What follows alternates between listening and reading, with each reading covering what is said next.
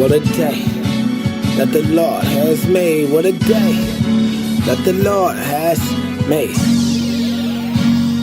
All I got is this gospel, so I oppose when I'm straight. Only know the narrow path, I don't know another way. I can only follow Jesus, I don't know no other faith. I don't know no other God, all I know is love and grace. I don't know a lot of things, but I know what I'ma say. If I'm alive and he keep my eyes open, what a day. I don't know a lot of things, but I know what I'ma say. If I'm alive and he keep my eyes open, what a day, what a day.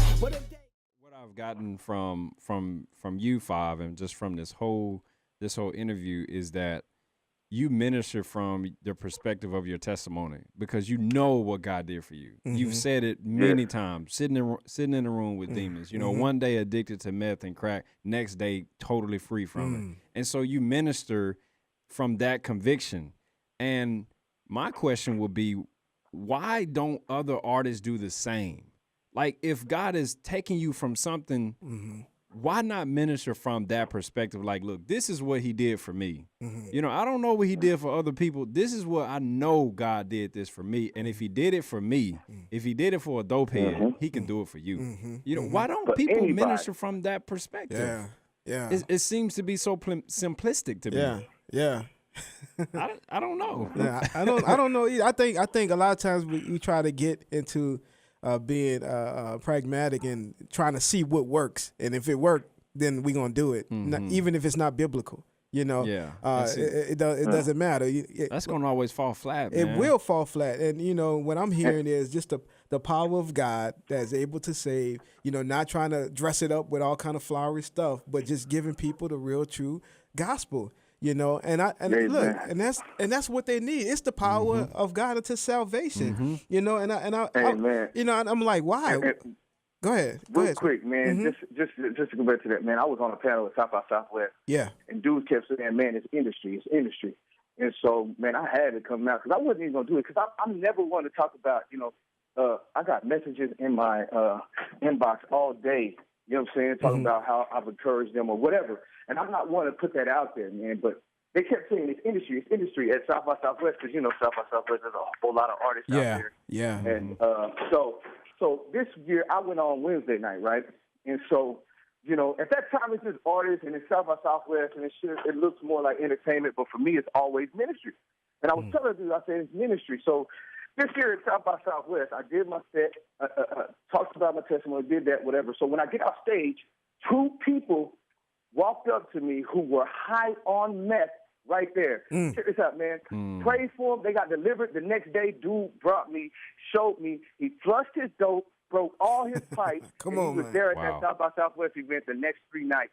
Sober, free, and him and his wife, man, just filled with the Spirit, man. Come on, man. When I was telling them, anytime I go on stage, anytime I'm blessed with the privilege to stand before people, I am going to give the truth of the gospel because it is the only power unto salvation. Yes, you know what I'm saying? Right. So, and I'm all for people doing tours with secular artists as long as your set does not change in front of the church, in front of those people. If it's the same thing, anytime you get 5, you're going to get the exact same 5 you get on a Sunday morning that you're going to get on a Friday night in the club opening for a Young Thug or whatever. I'm going to preach the gospel, dog. Like, I want to be on those shows.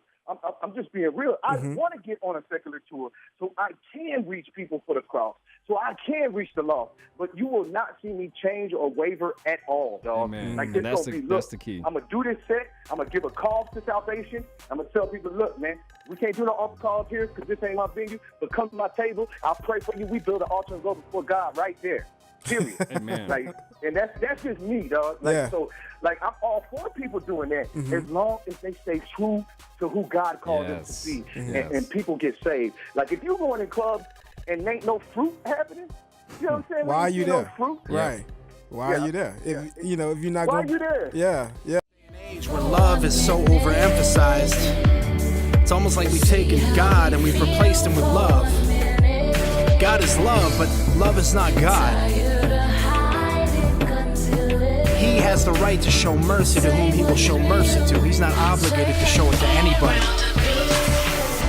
With that said, I mean, I gotta talk to some of the most influential people around today. You know, all these aspiring Christian rappers and youth leaders. Can I talk with y'all a minute? Real talk. Yeah. Now what makes your music Christian?